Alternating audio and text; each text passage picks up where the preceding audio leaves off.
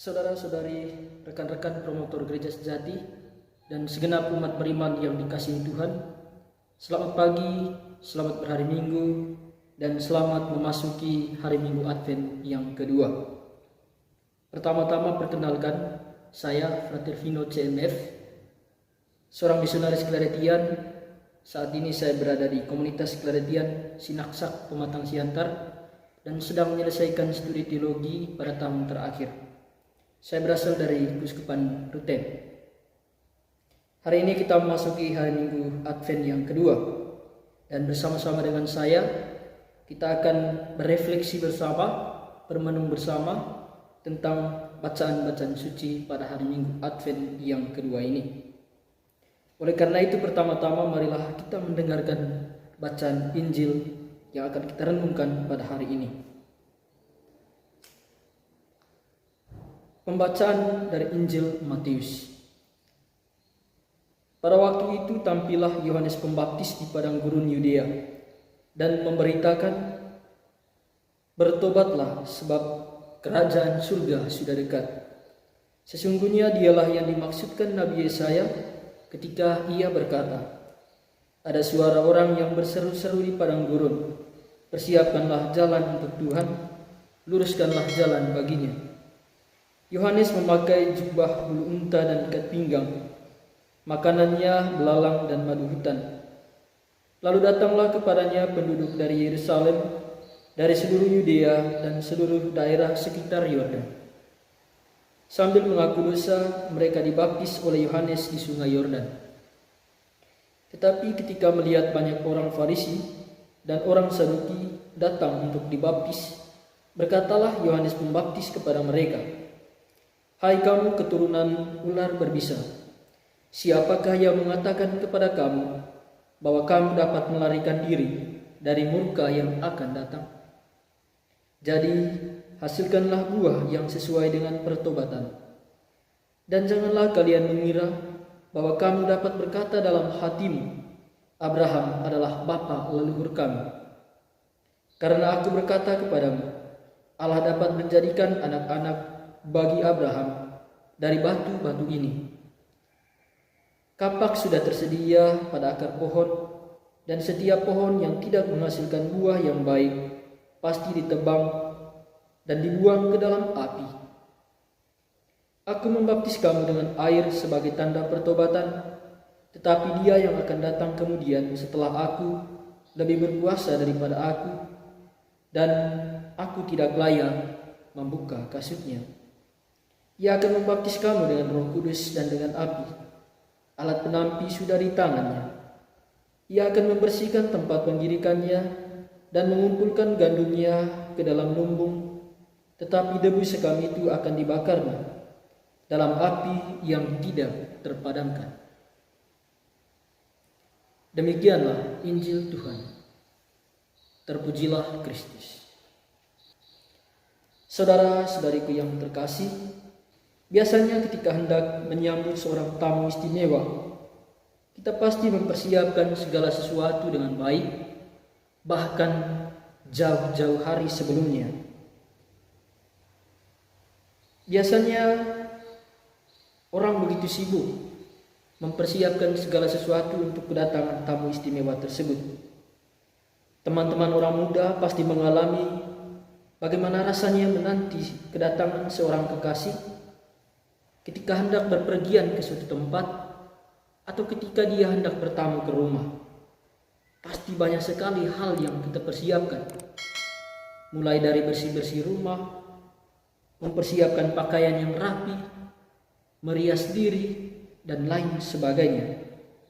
Hati kita pasti berbunga-bunga ketika sang kekasih datang ke rumah kita atau ketika dia membawa kita pergi. Demikian pun sepasang suami istri yang masih muda yang sedang menanti kelahiran seorang anak dalam rumah tangga mereka. Segala hal dipersiapkan dengan baik demi menyambut kedatangan sang bayi tersebut. Sang bayi adalah seorang yang istimewa, seorang tamu yang sangat istimewa. Oleh karena itu, mereka mempersiapkan segala sesuatu dengan baik untuk kedatangannya. Nah, saudara dan saudariku yang dikasihi Tuhan, kita sekarang sedang dalam masa mempersiapkan diri untuk menyambut kedatangan Sang Juru Selamat. Dalam bacaan Injil pada hari ini, Yohanes menyerukan kepada semua orang, yaitu orang-orang Israel, agar mereka segera mempersiapkan diri menyambut kedatangan Kristus, Sang Juru Selamat, yang membawa dan menghadirkan kerajaan Allah di tengah-tengah mereka. Semua orang diminta untuk bertobat, karena pertobatan merupakan prasyarat bagi kedatangan kerajaan Allah. Kerajaan Allah tidak bisa hadir, tidak bisa masuk ke dalam kehidupan yang penuh dengan kegelapan dan dosa. Pada masa itu, kerajaan merupakan kerinduan terdalam orang-orang Israel, sebab mereka berada di bawah penjajahan bangsa Romawi dan penindasan bangsa Romawi. Mereka merindukan hadirnya kerajaan Allah sebagaimana telah dinubuatkan oleh para nabi dalam Perjanjian Lama. Oleh karena itulah, hampir dalam seluruh kitab suci Perjanjian Baru, tema kerajaan Allah ini menghiasi seluruh pewartaan dalam kitab suci Perjanjian Baru. Saudara-saudariku yang terkasih, bagi Yohanes, kerinduan akan kedatangan kerajaan Allah mesti dilandasi oleh sikap atau cara hidup yang relevan dengan hakikat kerajaan Allah itu sendiri. Dengan demikian, seruan pertobatan ini merupakan suatu pewartaan yang sangat-sangat mendesak. Bertobatlah, sebab kerajaan surga sudah dekat. Yohanes menyebut mereka, orang-orang Israel pada zaman itu, sebagai keturunan ular beludak atau ular berbisa. Ungkapan ini menggambarkan situasi jemaat pada waktu itu yang dikuasai oleh kegelapan dan dosa. Sedangkan di satu sisi, kedatangan Mesias sendiri yang diwartakan oleh Nabi dalam Perjanjian Lama sudah semakin mendekat. Mesias yang diserukan Yesaya dalam Perjanjian Lama akan segera hadir di tengah-tengah mereka. Kebesarannya digambarkan oleh Yohanes dengan ungkapan, "Ia yang akan datang kemudian daripadaku, lebih berkuasa daripadaku, dan untuk melepaskan kasutnya pun aku tidak layak." Karena itu Yohanes menyerukan agar mereka segera melakukan perbuatan yang menghasilkan buah-buah pertobatan. Para saudara dan saudariku yang terkasih dalam Kristus, nasihat Yohanes Pembaptis tersebut juga merupakan nasihat untuk kita semua. Mari kita bertanya ke dalam diri kita masing-masing. Apakah saya memerlukan pertobatan untuk menyambut kedatangan Yesus, Sang Mesias, Sang Juru Selamat? Pertobatan macam apakah yang perlu bagi diri saya agar kelak saya menyambut Mesias dalam hati yang bersih, menyambut Dia dalam seluruh kehidupan saya?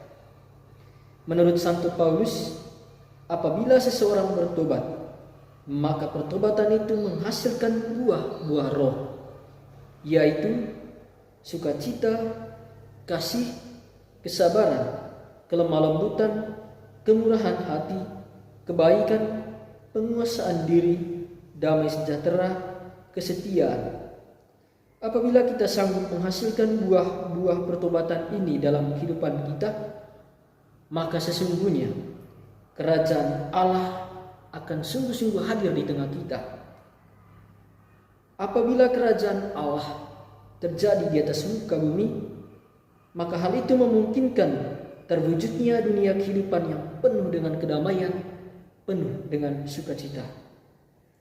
Semoga hari ini dan di hari-hari yang akan datang, Anda sekalian semakin mempersiapkan diri, terutama persiapan batiniah, sebagai tempat Mesias bertakhta dalam hidup kita. Sekali lagi, hasilkanlah buah-buah pertobatan. Hanya dengan itu, persiapan penantian kita tidak sia-sia. Selamat berhari Minggu. Tuhan Yesus memberkati. Amin.